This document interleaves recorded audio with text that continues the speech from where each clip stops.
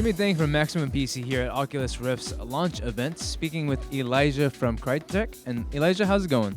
It's going great. Jimmy, how you doing? I'm doing well. I just played your game, obviously. It's called The Climb. And can you walk us through what the game's about? Yeah, certainly. The Climb is a unique VR experience that's based around solo rock climbing. We based it on verticality and scale, and inside there we give you a sense of presence that's all about rock climbing. I mean, and generally you feel like you are there. You're in the moment. Yeah, I have to say that, when I first heard that you guys were doing a rock climbing game, I wasn't that excited. You guys are obviously known for your shooters like Crysis and things like that. And so, it's like a rock climbing game. Like, I rock climb occasionally. I'm not, great at it or anything like that. But what I just played was like really fun. And I played with an Xbox controller, but it's still, I think I'd rather play something like this with the touch controllers, but I was surprised at how fun and intuitive it felt.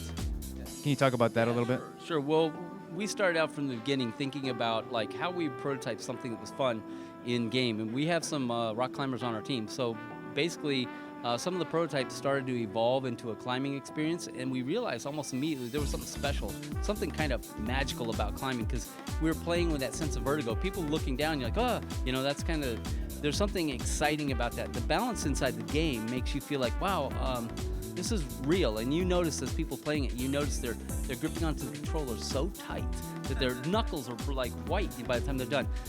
We knew we had something kind of good there, but you're right. This is like one of those things that came out of just absolute development magic. It was one of those experiences that you only find once in a lifetime. It's unique, and we love it. And I would say that the experience and the feedback we've been getting is people love it too. Obviously I just played it, but can you walk, our viewers through the mechanics of how you play it with the controller and all that?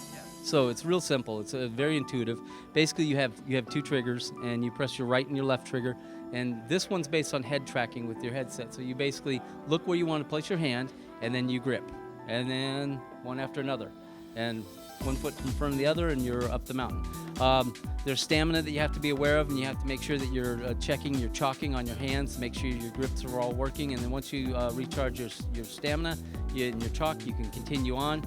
There's various different grips that you'll come into. There's multiple different paths to climb the mountain, different ways to achieve the challenge, as well as there will be different grips as you play into the harder levels. There'll be crumbling grips. There'll be grips that you have to clean off, poisonous grips. Lots of unique things as you get further into the harder levels. Each level is identified by its setting. So like the easy level will be in the morning, medium levels will be in the afternoon, and then the hard levels will be at night. Awesome. And you guys have some it's sort of based on real world locations to some degree, right? Yeah, well, we looked at like environments that people wanted to visit, places you probably wouldn't get a chance to go to, like Halong Bay right behind us. We loosely based it on Halong Bay, and we created a hyper-realistic version of that, so it lends itself more to gameplay.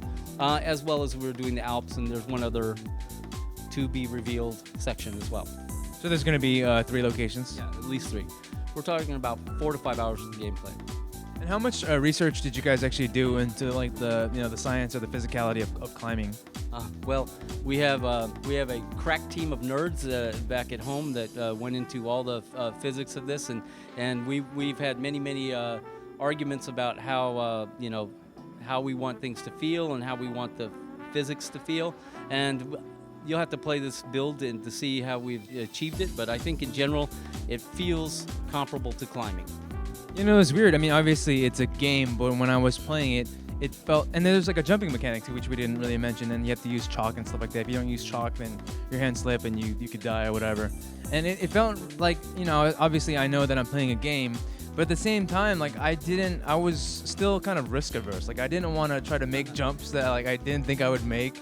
I was really cautious, and it just felt like very lifelike to me. Yeah, I have a comment on this. So I think we've seen a lot of people play, and we have a high sense of realism in this game, and I'm going to credit that to the CryEngine and our fantastic artists. But I think once you have that level of visual fidelity, I think people leverage that into their own sense of vertigo, and they go, wait, this is real, and they don't actually want to try that jump. They don't actually want to try letting go of anything. Matter of fact, you see most people standing there looking around like they're actually, thinking about this. And these are people who generally don't have fear of heights. They just don't want to fall, right? But that said, this gives you that opportunity inside your living room to make those crazy things that you normally wouldn't do in real life. But we think that's the beauty of the game. We think that's part of the magic of it. Awesome. Final question, price and release date?